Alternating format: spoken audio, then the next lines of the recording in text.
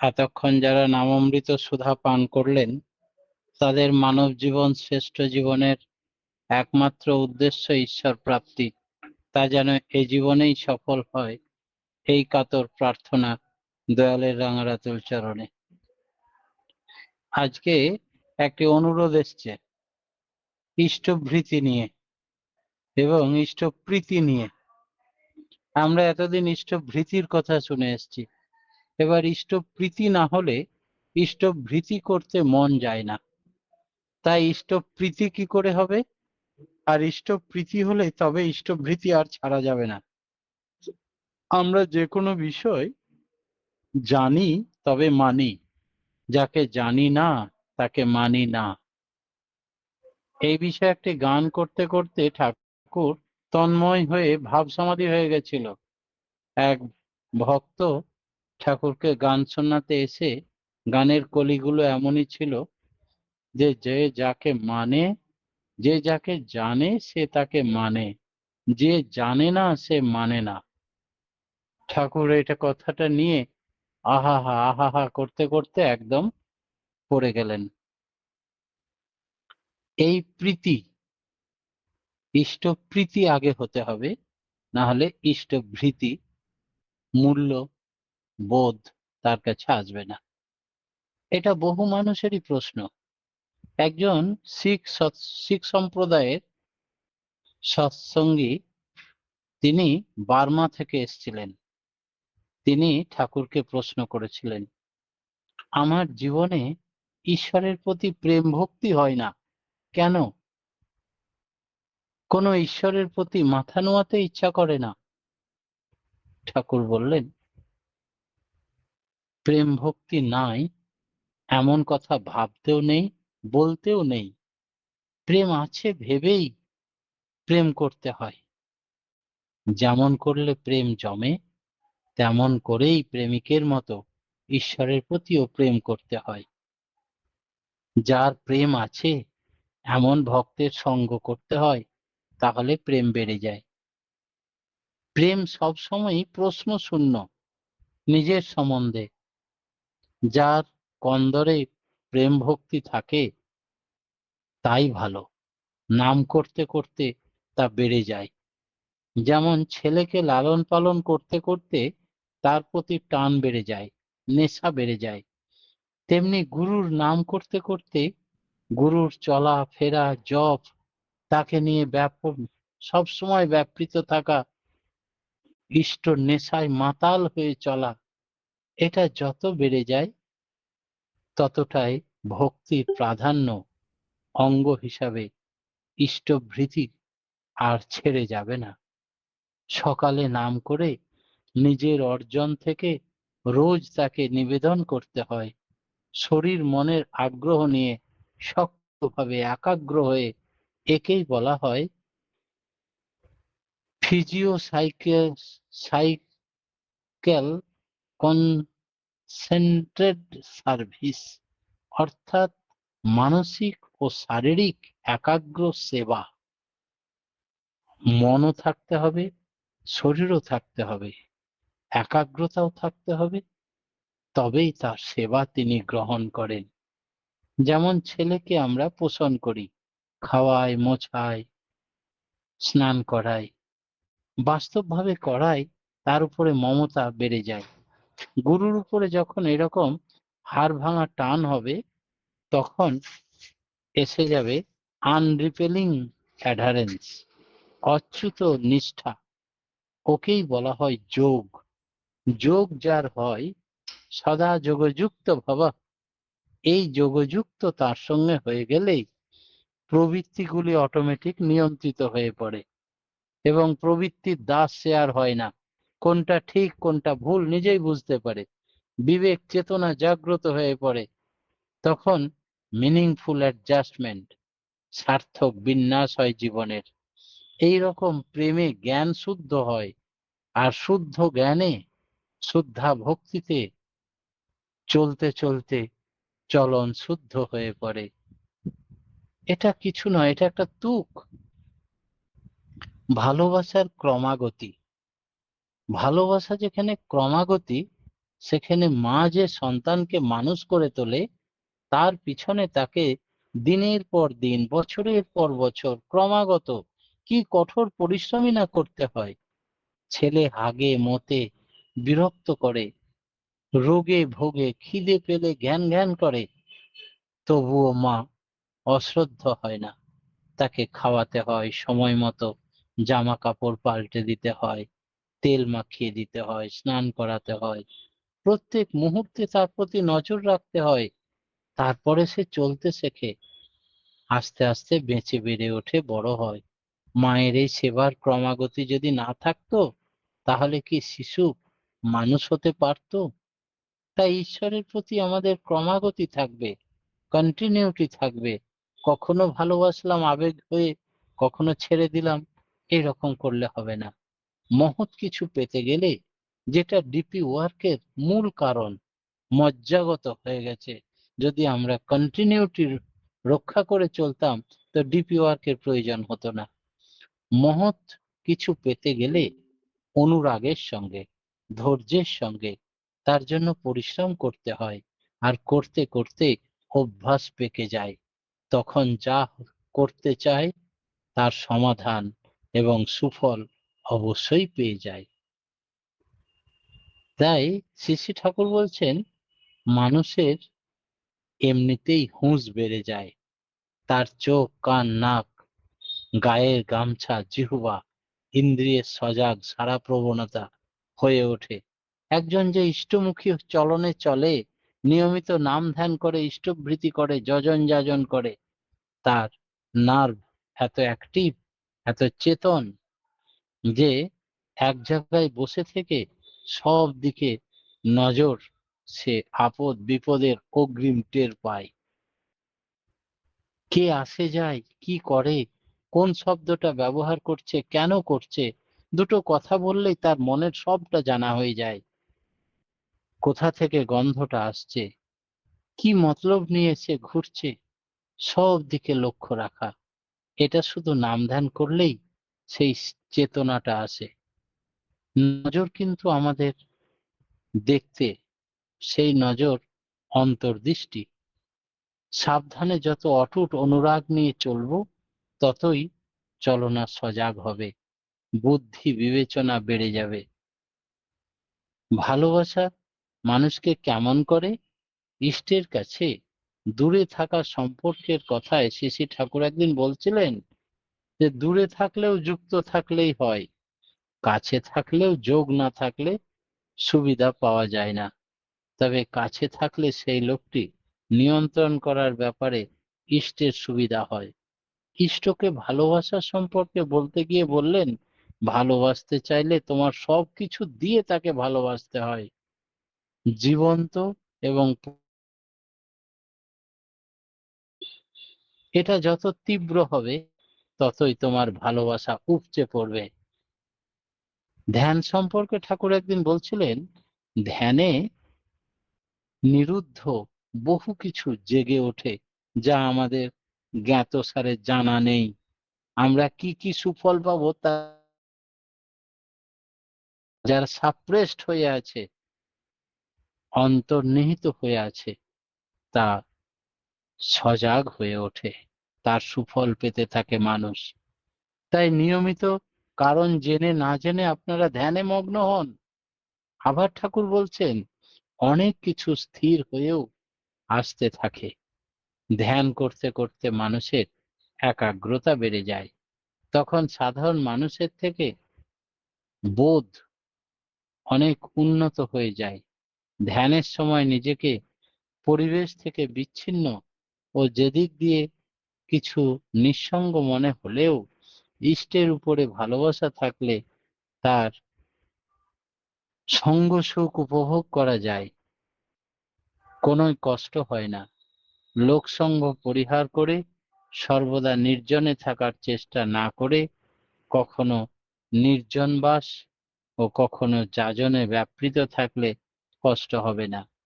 যাজন করতে গেলে পরিবেশের ঊর্ধ্বে থাকতে হয়, তাদের ইনফ্লুয়েন্সের প্রভাবে অভিভূতি না হলে তাদের ইষ্টের দিকে নিয়ন্ত্রণ করতে হয়। ইষ্টের প্রতি টান একাগ্র হলে তবে ভূমায়িত হয়ে ওঠে। তখন মানুষ সবাইকে আপন করে নেয়। পরে নাম ধ্যান স্নায়ুতন্ত্র বা শক্তিশালী করে তোলে আরো, এবং সার্থক সমর্থ করে তোলে। হঠাৎ করে মাত্রা বাড়িয়ে দিতে নেই, ক্রমশ বাড়াতে হয়। তখন শরীর বিধান ধীরে ধীরে সেটাকে মেনে নিতে পারে, হ্যাবিচুয়েট হয়ে ওঠে, স্নায়ু বিধান শান্ত থাকে। এমনতর খাদ্যখানা খেতে হয়, যেমন বাটার, মাখন, মিল্ক, দুধ, হানি, মধু, কলা, এগুলো খেতে হয়। তপস্যার অনুকূলে তা সাহায্য করে। নাম ধ্যানে নার্ভাস সিস্টেম বা স্নায়ুতন্ত্র অত্যন্ত সাড়াপ্রবণ এবং গ্রহণমুখর হয়।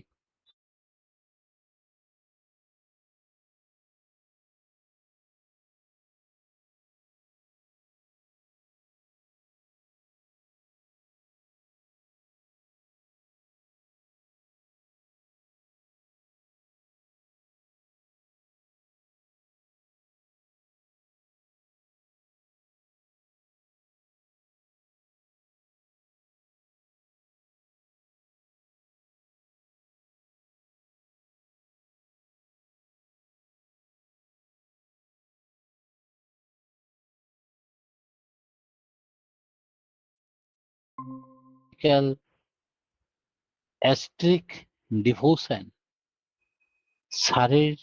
শরীর মানস তপস্যা পরায়ণ ভক্তির কার্যকরী বাস্তব সংক্ষিপ্ত রূপ। ইষ্টভীতি ঠিক ভাবে করতে গেলে তা অর্থ ভাবনা সহ জপও নিয়ে আসে, সঙ্গে সঙ্গে ইষ্ট স্বার্থ প্রতিষ্ঠামূলক অনেক মনন সমন্বিত ধ্যান নিয়ে আসে। ইষ্টের ভরণ পূরণ করতে গেলে কায়মন বাক্যকে একত্রিত হতে হয়। শরীরটা মানুষের বড় জীবন্ত বাস্তব জিনিস। এটাকে বলা হয় ধ্যানের যন্ত্র। কোন ব্যাপারে আগ্রহ সহকারে শরীরটাকে নিয়োজিত করলে মন, বাক্য এবং তার পিছু পিছু ছুটবে। একটা মানুষ রোজ ভোরে উঠে যদি শুদ্ধাচারে ভক্তি ভরে ইষ্টভৃতি করে, তাহলে তার ভিতর দিয়ে এতখানি এক্সট্রা এনার্জি সঞ্চিত হয় যে তার উপর দাঁড়িয়ে সে সব বিপদ আপদ সহজেই অতিক্রম করতে পারে। অন্য মানুষ যেখানে ভেঙে পড়ে, এলিয়ে পড়ে, দুশ্চিন্তাগ্রস্ত হয়, বিভিন্ন রোগগ্রস্ত হয়ে যায়, সেখানে একজন সৎসঙ্গী সে অচল অটল হয়ে দাঁড়িয়ে থাকতে পারে।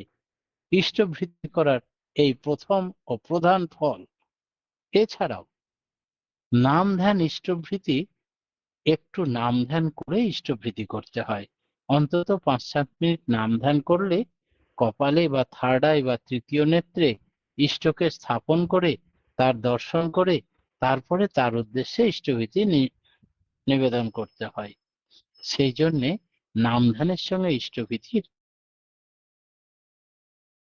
গুরু ধরা লাগে, নাম করা লাগে, সৎ কাজ করা লাগে। শরীরের জন্য খাদ্য দরকার। রোজ যদি খাদ্য না পায় তবে শরীর ভেঙে পড়বে। তাই শরীরের মতো মন, প্রাণ, সুরতকেও তার উপযুক্ত খোরাক নিত্য দিতে হয়, নাইলে তারাও কাহিল হয়ে পড়বে, শান্তি স্বস্তির ব্যাঘাত ঘটবে। যজন যাজন ইষ্টভৃতি হলো মন, প্রাণ, সুরতের খোরাক। তাহলে শরীরের যেমন খোরাক আছে, মন প্রাণের অস্তিত্বেরও তেমনি খোরাক আছে। নাম ধ্যান রোজ নিয়মিত করতে হয়। তার কথা যথা সর্বদা সব সময় বলতে হয়। আর বাপকে যেমন আমরা রোজ খাওয়াই, গুরুকে তেমনি রোজ খাওয়াতে হয়। তাকে খাইয়ে তারপর নিজে খেতে হয়। গুরু আধ্যাত্মিক এবং সর্বতোভাবে আমাদের পিতা, অর্থাৎ পালনকর্তা, রক্ষাকর্তা। গুরুময় হলেই জীবন গৌরবময় হয়। জীবনের নীতিবিধি যদি মেনে চলি, আমাদের আর ঠেকায় কে?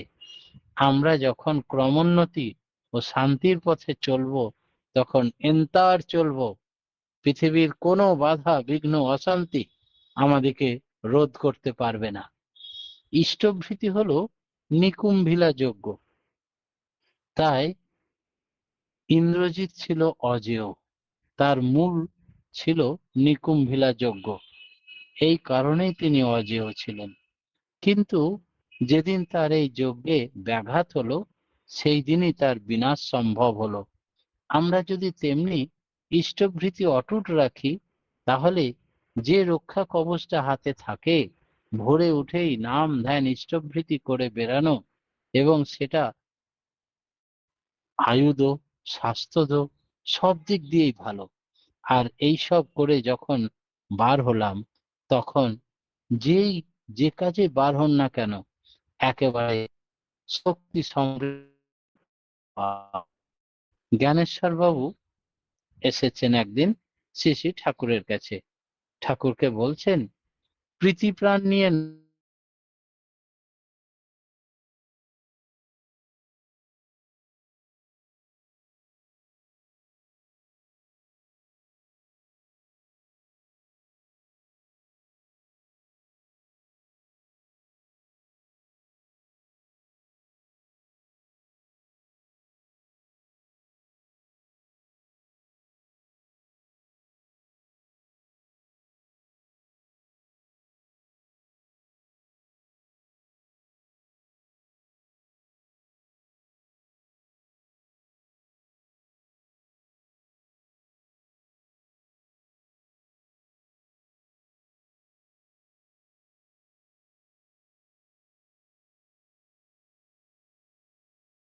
ইষ্টে বাস্তবভাবে একাগ্র হয়ে ওঠে, রথী হয়ে নামানো তোমার প্রতিদিনের জীবন রথ তিনি যেন চালনা করেন। তাই মানুষের ঠাকুর থাকলে আর সব প্রয়োজন হয় না। জীবনে শরীর থাকলে, শরীরের সারথি থাকলে সেই শরীর দিগ্বিজয় করতে পারে। ইষ্ট স্বার্থ বজায় রাখার দায়িত্ব তাকে দিয়ে দেওয়ায় আর তোমার চিন্তা নেই, গোটা দিনটা তিনি সুচারুভাবে পরিচালনা করে দেবেন। তাই অস্তিত্বকে অক্ষুণ্ণ রাখার জন্য প্রকারান্তরই হলো ওই ইষ্টভৃতি করা। তাই আদর্শকে, ইষ্টকে, প্রেষ্টকে পালন করতে করতে কেন্দ্রে আমাদের সমস্ত আদর্শ যখন স্ট্রং, শক্ত, অক্ষুণ্ণ, উন্নত করে উন্নতির পথে আমরা চলতে থাকি, কেন্দ্রে থাকা চাই সেই আদর্শ। সবাই দেখবে গীতায় কি আছে। কেষ্টদাকে একদিন জিজ্ঞেস করাতে কেষ্টদা বলেছিলেন, দেবানা ভাবনায় তানেন তে দেবা ভাবয়ন্ত বা পরস্পরং ভাবয়ন্ত শ্রেয় পরম ব্যবসাত। অর্থাৎ এই যজ্ঞ দ্বারা তোমরা দেবতাগণকে সংবর্ধনা করো এবং দেবতাগণও তোমাদের সংবর্ধনা করেন। এমনতর পারস্পরিক সংবর্ধনার দ্বারা তোমরা পরম মঙ্গল লাভ করবে। শ্রী শ্রী ঠাকুর আরো বললেন, ইষ্টভৃতি হলো বাস্তব ভক্তি ও একাগ্রতা। সেই জন্য এটা সকলের আগে প্রত্যহ নিষ্ঠা সহকারে করতে। ইষ্টভৃতি হলো শরীর মানুষ তপস্যা পরায়ণ ভক্তির কার্যকরী বাস্তব সংক্ষিপ্ত রূপ।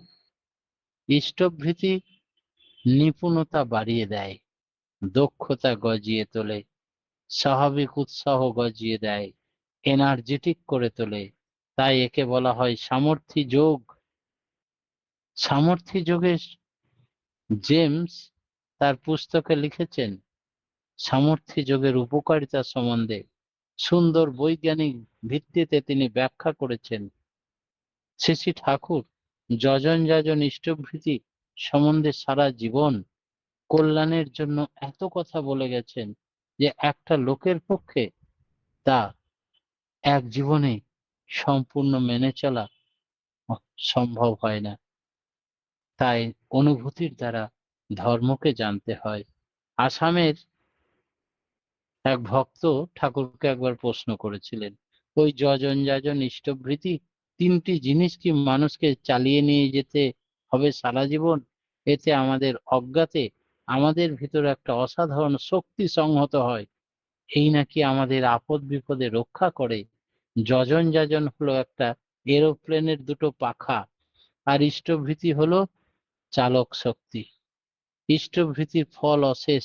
ইষ্টভীতি যারা উদগ্র আগ্রহ নিয়ে করে, এমন কাম নেই যে তারা এই পৃথিবীতে অপারক, অবাস্তব, অসম্ভব বলে ব্যর্থ হয়। মানুষের পূর্বজন্মের কর্মফল, প্রবৃত্তি মাফিক চলন, অজ্ঞতা, পরিবেশের প্রভাবের ফল, জীবনের যে কোনো ছিদ্র সৃষ্টি হোক না কেন, তা চুইয়ে চুইয়ে দুর্গতি দিকে নিয়ে যায়। যদি যজন যাজন ইষ্টভীতি নিষ্ঠা সহকারে করা যায়, সেই সমস্ত ছিদ্র বন্ধ হবেই কি হবে। ঠাকুর বললেন, আমি সেই দিকে তাকিয়ে আছি মনি। তোমাদের পূর্ব জন্মের হাজারো ত্রুটি, হাজারো বেচলনের ছিদ্র থাক, তুমি এই যজন যাজন ইষ্টভৃতি এটা নিখুঁতভাবে পরিপালনের মাধ্যমে সমস্ত ছিদ্র বন্ধ হয়ে যাবে। আমি সেই আশায় তাকিয়ে আছি। যার জন্য যত যত করা যায় তার জন্য তত তত টান গজায়। ইষ্টের প্রতি নেশা বাড়ানোর জন্যই নিত্য ইষ্টভীতি প্রয়োজন। তাকে দেব, রোজ দেব, প্রাণ ভরে দেব। তাকে না দিয়ে আমার পেটে কিছু দেব না। কি দেব তাকে, কি দেব, এমন তোর একটা আগ্রহ মাথাটাকে পাগল করে তুলবে। শ্রী ঠাকুর বললেন, পরম পিতার দয়ায় মানুষের উপরে আছেই, কিন্তু যজন যাজন ইষ্টভৃতি করা ছাড়া প্রত্যেক কাজে বিহিত কৃতি চলন যারা এই দয়াটা বেশি করে বোধ করতে চায়, তাদের প্রত্যেক মুহূর্তে নিখুঁতভাবে ইষ্টভৃতি করা, অতি প্রত্যুষে এবং ঠিক 30 দিনে ফিরে দেওয়া, এই সমস্ত পরিপালন করতে হবে। ঠাকুর বললেন, হোস না যোগী, হোস না জ্ঞানী, গোসাই গোবিন্দ যায় না হোস। যজন যাজন ইষ্টভৃতি না করলে তো কিছুই নস। তাই ইষ্টভীতি সম্বন্ধে বহু কথা পরবর্তীতে আবার বলবো। আজকের সময় হয়ে গেছে। প্রত্যেকের সার্বিক মঙ্গল প্রার্থনায় পরম পিতার রাঙারাতুল চরণে আমার ক্ষুদ্র বক্তব্য এখানেই শেষ করলাম। জয় গুরু। জয় গুরু দাদা, জয় গুরু। অপূর্ব অপূর্ব ইষ্টকথা পরিবেশন করলেন দাদা। অপূর্ব বাচন ভঙ্গিমায় এত সুন্দর পরম পিতার কথা আমরা শুনতে পারলাম। খুব সমৃদ্ধ হলাম দাদা। কত বিষয়ে